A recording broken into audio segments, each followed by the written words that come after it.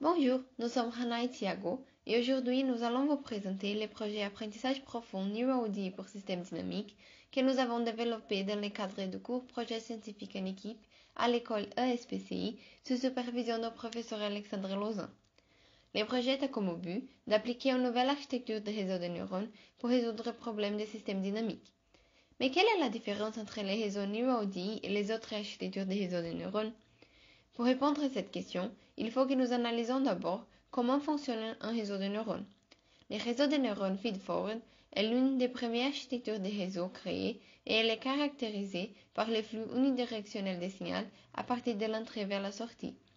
Mais comment est-ce que nous pouvons entraîner ce type de réseau? Nous pouvons appliquer une méthode qui s'appelle backpropagation. Dans cette méthode, nous calculons la dérivée de l'erreur de la sortie par rapport au poids de chaque couche, ce qui se traduit par une dérivée en chaîne. Cela crée un problème. Comme la plupart des fonctions d'activation utilisées sont des sigmoïdes, la dérivée obtenue est toujours très petite. Ainsi, lorsque le nombre de couches du réseau augmente, la multiplication des petites dérivatives résulte dans un gradient très petit qui, à la fin, n'a aucun impact sur le poids. Autrement dit, il n'y a pas d'apprentissage. Pour résoudre ces problèmes, il faut ajouter à la sortie du neurone son entrée, ce qui crée une récurrence. De cette façon, nous pouvons décrire la sortie d'une couche de ce réseau comme sa entrée plus en terme qui est le résultat des opérations réalisées sur les données de la couche. Si nous analysons attentivement, il est possible de voir que cette équation se ressemble beaucoup avec l'équation d'Euler, qui est l'une des méthodes utilisées pour résoudre l'équation différentielle ordinaire. En effet, si nous considérons le terme h de l'équation d'Euler comme 1, les équations sont les mêmes. Cela est extraordinaire parce que ça veut dire qu'un réseau de neurones peut être représenté comme une équation différentielle. Autrement dit, ça veut dire que le réseau modélise le terme f de l'équation d'Euler. Les architectures des réseaux de neurones qui prennent en compte cette similarité sont appelées NeuroOD. D'une part plus technique, la représentation d'un réseau comme une équation différentielle est intéressante parce qu'elle permettrait par exemple l'utilisation des méthodes de résolution de EDO pour faire la propagation des données dans le réseau d'une manière plus efficiente. Si nous parlons de l'application de ce type de réseau d'un problème du monde réel, il y a plusieurs domaines où son application semble intéressante, comme pour les problèmes des séries temporelles et systèmes dynamiques. À la suite, nous parlerons de l'application de l'ODNet dans le contexte des systèmes dynamiques. Du point de vue des résultats, nous avons d'abord abordé un problème simple, celui de la reconstruction de la spirale.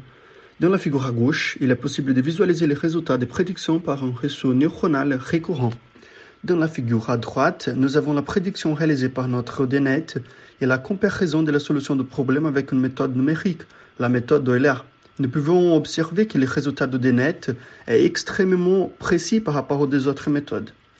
Après avoir appliqué et résolu le problème de la spirale, nous avons décidé de travailler avec un problème plus complexe, celui du système dynamique de Lorentz, qui a une structure fractale et correspond au comportement à long terme de l'oscillateur de Lorentz, en montrant comment les différentes variables du système dynamique évoluent dans le temps avec une trajectoire non périodique qui, sous certaines conditions, peut générer un comportement chaotique.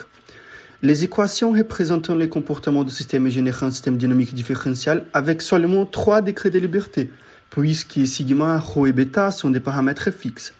En ce qui concerne les résultats, nous pouvons observer l'évolution de l'erreur par rapport au nombre d'époques, ce qui démontre que l'ODNet peut prédire et modéliser les systèmes correctement, comme nous pouvons l'observer dans l'illustration tridimensionnelle du problème à droite, où la courbe bleue représente les points réels et la courbe rouge les points prédits par le réseau.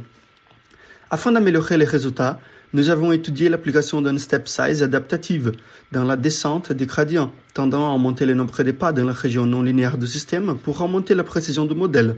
Pour cela, la méthode d'optimisation de gradient choisie a été la méthode de Newton à 2 étapes. Par contre, nous n'avons pas eu de bons résultats à cause des instabilités. Plusieurs tests sont nécessaires pour bien implémenter ces méthodes et bien déterminer l'origine du problème. Comme prochaine étape, nous avons l'implémentation d'autres méthodes d'étape adaptatives, tels que Bogaki, Champine et Runji-Kuta, y comparons les résultats entre les méthodes adaptatives.